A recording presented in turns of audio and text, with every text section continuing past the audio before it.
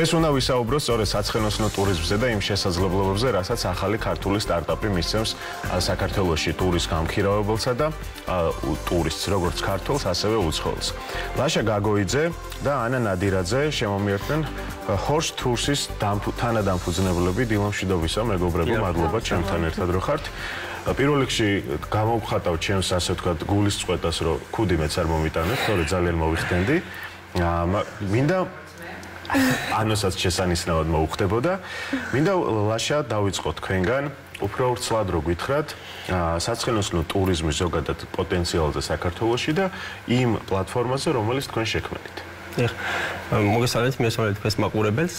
მინდა ვთქვა, რომ საქართველოში საცხენოსნო ტურიზმს ძალიან დიდი პოტენციალი გააჩნია თავისი ადგილმდებარეობიდან და რელიეფიდან გამომდინარე. თანამედროვეულად გააჩნია საცხენოსნო ტურიზმის განვითარების პოტენციალი ყველა სეზონისთვის, არა მხოლოდ ზაფხულისთვის, რასაც დღეს ხვდებით, რომ ძირითადად დატვირთვა მოდის ზაფხულის სეზონზე და სხვა სეზონებზე მუშაობა ნაკლებად არის. თუმცა ჩვენ დავინახეთ ეს პოტენციალი, რომ მას აქვს ძალიან კარგი საშუალება საქართველოს, რომ ყველა სეზონი დაიტვირთოს საცხენოსნო ტურებით.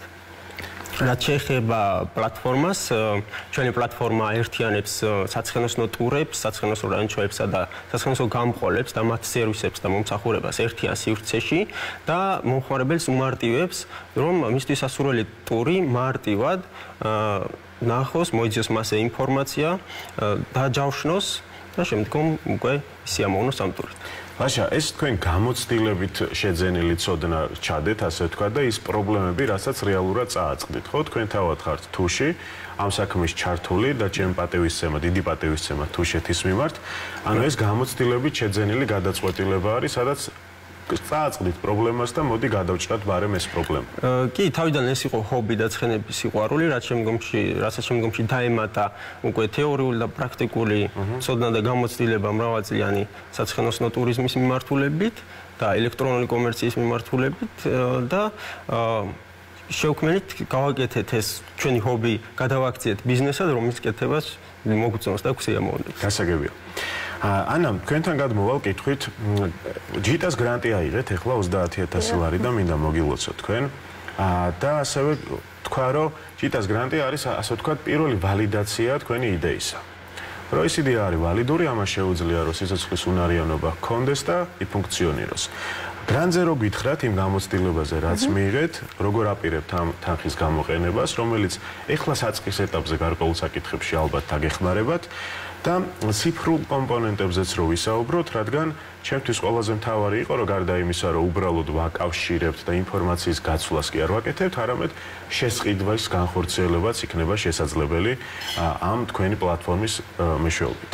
ეს ორი კომპონენტი, ანუ ორი კითხვა გამომივიდა, რომ მითხრათ დეტალურად.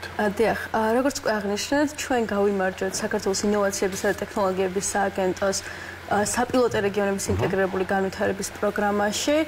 ჩვენ გვჯერა, რომ ეს გრანტი დაგვეხმარება უმოკლეს დროში მივაღწიოთ სასურველ შედეგებს.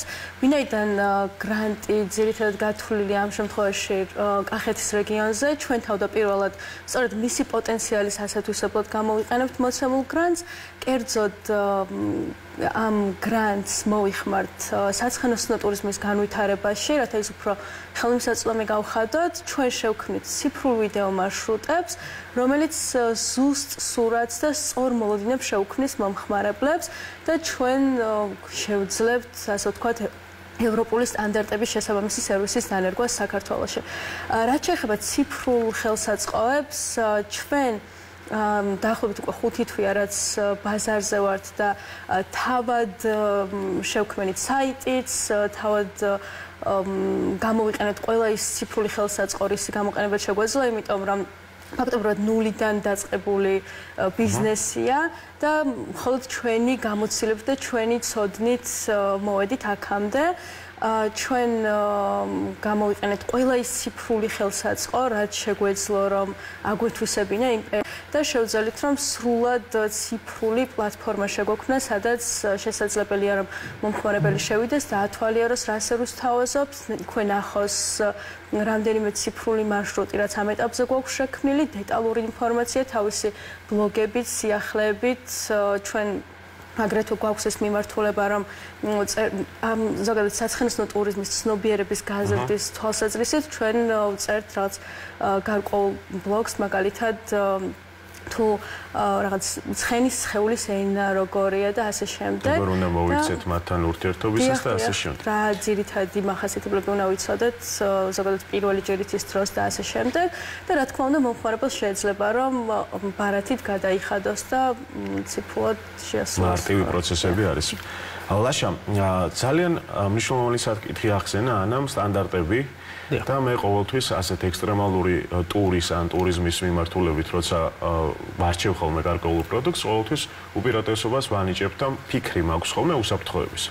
ეს უსაფრთხოების სტანდარტები რამდენად არის შესაძლებელი და ზოგადად საცხენოსნო ტურიზმის მიმართულებით რამდენად მზად ვართ, რომ ჩვენ ბაზარს შევთავაზოთ უსაფრთხო, ასე ვთქვათ, საცხენოსნო ტურები, რადგან ვიცით, რომ ეს დიდი პასუხისმგებლობა არის და ამის რაღაც პატარა პრობლემების შექმნა არ გვინდა, რა თქმა უნდა, გამოვიწვიოთ ამ ექსტრემალური ტურიზმის მიმართულებით. რას ვახერხებთ საიმისოდ, რომ თქვენთან მე უსაფრთხოდ ვიგრძნო თავი ტურის შესყიდვის დროს.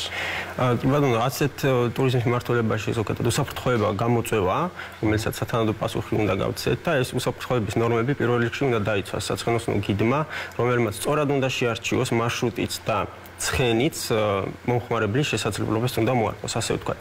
შემდგომში უნდა ჩაუტარდეს მას ტურის დაწყების წინ ინსტრუქტაჟი თუ როგორ მოიქცეს, რა რელიეფს ეუწევს გავლა და ის რომ სად ცხენიდან უნდა ჩამოხვიდე, სად შეიძლება რომ ცხენითი გაიარო, სად არ შეიძლება, ასეთი დეტალებს აქვს გადამწყვეტი მნიშვნელობა, ასევე მნიშვნელოვანია რომ დაცულად ვიგრძნოთ თავი და გვეფაროს დამცავი ჩაფხუტი, გვეცვას დამცავი ჟილეტები, რაც გვიცავს მძიმე ტრამებისაგან, დაჟილობებისგან და მოტეხილობებისგან. აი ასეთი ნორმების და სტანდარტების დაცვა სრულად უსაფრთხოს ხდის საცხენოსნო ტურს. ანუ როგორც ხვდებით, თქვენ პლატფორმაზე დაუშვებთ მხოლოდ იმ გიდებს, რომელიც ამ ნორმებს აკმაყოფილებს. დიახ, ჩვენთვის ხარისხი და უსაფრთხოება ძალიან მნიშვნელოვანია და ვცდილობთ, რომ ისეთი სერვისი შევთავაზოთ და ისეთ ხარისხის, რომელსაც სხვა გიდებიც დააკმაყოფილებენ. და ამავდროულად თუ მათ არ გააჩნიათ შესაბამისი ცოდნა, ან არ გააჩნიათ შესაბამისი აღჭურვილობა, რაც მნიშვნელოვანია, ამაშიც დავიხმარებით და ჩვენ ასე ვთქვათ, ხელს უწყობთ, რომ მისი ტური უფრო უსაფრთხო გახდეს ამ მხრივ. გასაგებია. და ბოლოს მინდა კითხოთ თქვენი უახლოესი სამომავლო გეგმების შესახებ, რას აპირებთ, როგორ აპირებთ, რომ გაიზარდოთ და მასშტაბირების შესახებ ახლა კახეთში იწყებთ, მაგრამ ალბათ მერე მთელი საქართველოს ათვისებასაც აპირებთ. დიახ, ჩვენ უგჯერა რომ ჩვენი საცხენოსნო პლატფორმა შექმნის უნიკალურ გამოცდილებას ზოგადად ამ მიმართულების განვითარებასა და ხელმისაწვდომობაში. ჩვენ ამ ეტაპზე ძირითადად ტურები დაგეგმილი გვაქვს კახეთში და ამ პროექტის ფარგლებშიც ვაპირებთ რომ ეს პოტენციალი ავითვისოთ, თუმცა გვაქვს აგრეთვე უკვე სხვა ტურები საქართველოს გარშემო. ჩვენი მიზანია ზოგადად ავითვისოთ ყველა ის პოტენციალი, რაც საქართველოს გააჩნია თავისი უნიკალური ლანდშაფტიდან და კლიმატიდან გამომდინარე, ვინაიდან საქართველო იძლევა ამ ყველაფრის შესაძლებლობას. ძირითადი გამოწვევა, რაც საცხენოსნო ტურიზმში არსებობს, ეს არის სეზონურობა და ჩვენი მიზანი და სწორედ ამ პლატფორმის შექმნის თავდაპირველი მიზანიც ის იყო, რომ ეს მითი დაგვემსხვრია, რომ რეალურად საცხენოსნო ტურიზმი შეიძლება რომ ყველა სეზონზე ხელმისაწვდომი იყოს და ჩვენ სწორედ ამ ხელმისაწვდომობას შევქმნით მომხმარებლებისთვის. გარდა ამისა, ვაპირებთ რომ შევქმნათ მობილური აპლიკაციაც, რომლის მეშვეობითაც სხვა რანჩოებსა და საცხენოსნო გამყოლებსაც შეეძლებათ საკუთარი ტურების ატვირთვა აპლიკაციის მეშვეობით. გასაგებია.